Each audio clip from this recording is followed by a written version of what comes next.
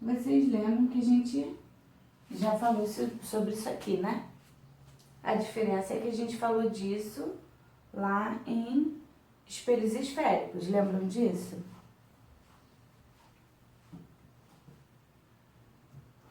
Sim. Isso aí, então a gente já viu isso. Então, digamos que as fórmulas, né? A ideia ela não muda, tá? A ideia ela vai continuar sendo a mesma. Então, vamos lá. Hoje a gente vai falar sobre a equação de Gauss e o aumento linear transversal. Para a gente poder calcular, né? Ou a distância focal, ou a distância da imagem, ou a distância do objeto, a gente se utiliza da equação de Gauss, que a gente já conhece, né? Que é 1 sobre F igual a 1 sobre P mais 1 sobre P'. Até aqui nada mudou. Repararam nisso? Continua sendo a mesma fórmula, tá? Sendo que agora a gente tem que pensar, né, naquela questão dos sinais, que é onde vocês acabam se perdendo, tá? Bom, o objeto, ele é assim... Oi? Que picotou, né? Oi?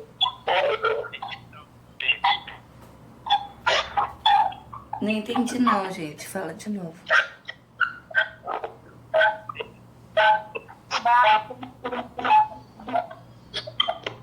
É o meu ou de vocês? Não, é o microfone do Barros. Ele tava tentando falar, eu acho. Ah, Tem uma distância. agora melhorou. Ai.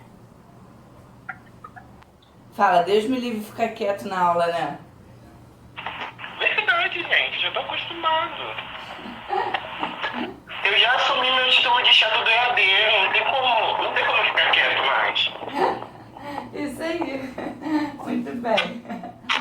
Bom, então vamos para aquela análise de sinal, né? O objeto, obviamente, ele é sempre real, né? O objeto, ele nunca vai ser virtual. Pela mesma ideia lá de lente, né? Você não... Se o objeto, ele está sendo colocado para você poder vê-lo, né? Ele sempre vai estar do lado real. Então, para análise de sinais, a gente vai ter que P é sempre maior que zero. Que a gente vai ter um objeto real. Agora, quando a gente tiver um P' maior que zero, o que a gente diz quando o P' é maior que zero? Pensa lá em espelhos, que a gente já estudou. P' representa a imagem, né? Então, qual vai ser o tipo de imagem? Real? Isso aí. Agora, se o P' for menor que zero, como é que vai ser a minha imagem? Virtual? Exatamente. Então, essa ideia aqui, ela continua valendo, né? E outra coisa que continua valendo, né, é a questão da distância focal, tá? Quando eu tenho uma lente divergente,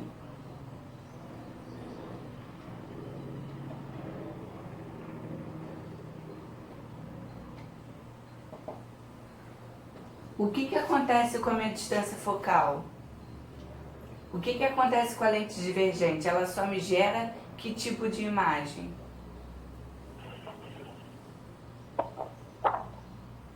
Virtual? Virtual, né? Então, se a imagem é virtual, é porque esse foco aqui ele é menor do que zero. Né? Lembra que eu tenho que até inverter ele? Lembram disso? Agora, quando eu tenho uma lente convergente,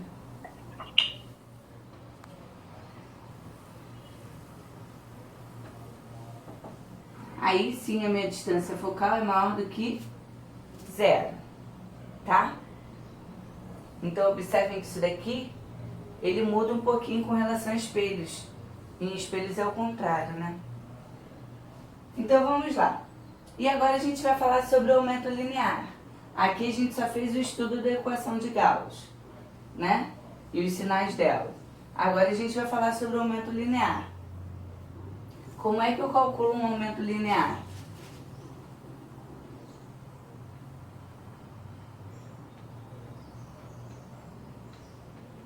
Vai ser a mesma fórmula lá de espelhos. O aumento linear é igual a I sobre O, né? Que é igual a menos P' sobre P. Lembram disso?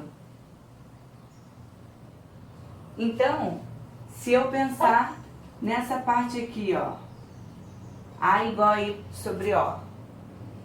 Se o I e o O têm sinais opostos, o que que acontece?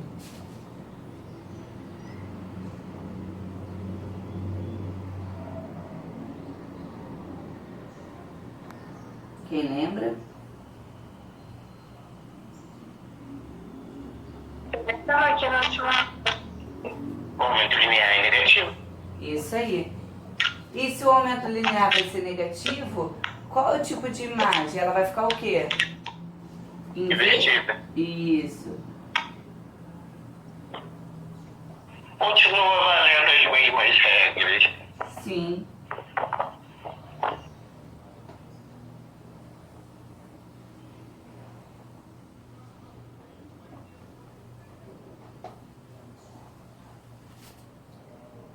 Então, isso para quando eles tiverem sinais opostos, tá bom?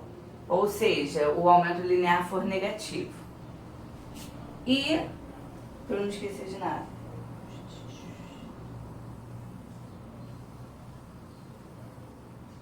E aquela relação que eu falei já, né? Por exemplo, se o aumento linear der 2, o que que acontece? É porque a imagem ela vai ser o quê? Maior, né? Lembram disso? Vai ser o dobro. Lembram disso que a gente já falou? Ó. A igual a menos 2, a imagem é invertida e tem altura igual a 2 vezes a altura do objeto. Lembram? E se A igual a meio? Se A igual a meio, o que que acontece? Aqui é positivo. Então, a imagem é direita, porque aqui é positivo.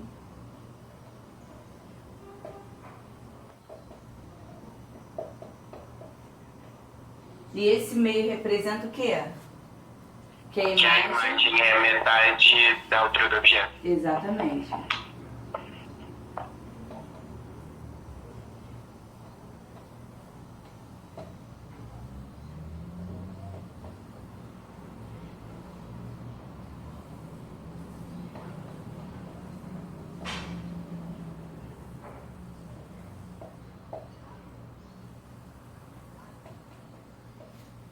Tranquilo? Isso tudo a gente já tinha visto, né? Bom, Fica até mais tranquilo, não precisa gravar mais fórmula nova pra fazer as avaliações interrogantes. acaba se tornando mais prático, né? Isso a gente já falou, né? Então, aqui eu já destaquei que eu tenho A igual a I sobre O, ou eu consigo escrever A igual a menos P' sobre P, essa mesma relação que a gente já viu em lente. E a gente também consegue escrever I sobre O igual a menos P' sobre P. Então são as três formas que eu consigo escrever essas relações de aumento linear. Bom, nessa parte só isso.